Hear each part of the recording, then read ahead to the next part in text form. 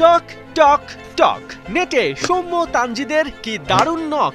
বাংলাদেশ ক্রিকেটে এভাবে ছন্দ মিলিয়ে দুটো লাইন হয়তো সহজে বলা যায়, কিন্তু টাইগারদের কাছে দুটো ম্যাচে ছন্দময় ব্যাটিং প্রত্যাশা করা সে বড্ড কঠিন।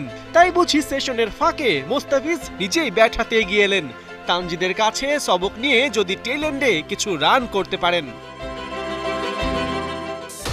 দিন দশেক পরেই সংযুক্ত আরব আমিরাতের বিপক্ষে 2 ম্যাচের টি-20 সিরিজে অংশ নেবে বাংলাদেশ।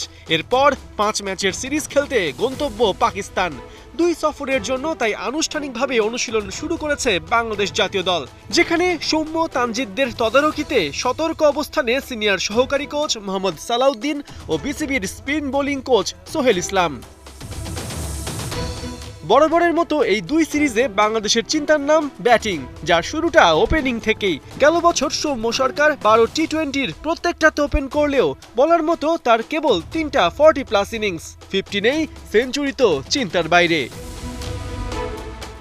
অন্যদিকে তানজিদ তামিম কিছুটা এগিয়ে। গেল বছর অভিষেকের পর 18 টি-20 খেলে আদায় করেছেন 3টা 50, যদিও সেগুলো জিম্বাবুয়ে আর যুক্তরাষ্ট্রের বিপক্ষে। বড় দল যেমন ভারত, সাউথ আফ্রিকা কিংবা আফগানিস্তানের বিপক্ষে খাবি খেতে হয়েছে তাকে।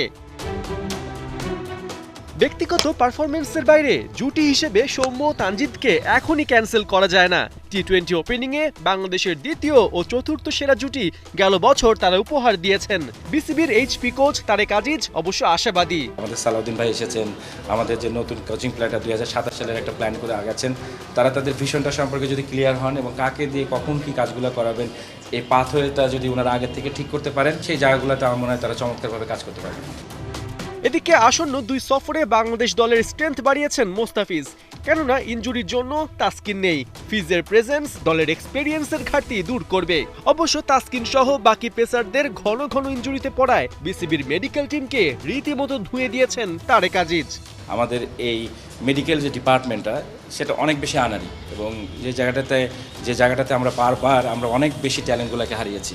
বিকজ তার আইডেন্টিফিকেশনের যে জায়গাগুলো থাকে, আসলে প্লেয়ারটা কেন ইনজুরিতে পড়ছে এবং কোন প্রক্রিয়াতে আসলে রিকভারি করে ফেরত নিয়ে আসার যে জায়গাগুলো, সেই জায়গাগুলো আরও বেশি মনোযোগী হওয়া দরকার এবং প্লেয়ারগুলোর প্রতি অনেক বেশি যত্নশীল হওয়া দরকার।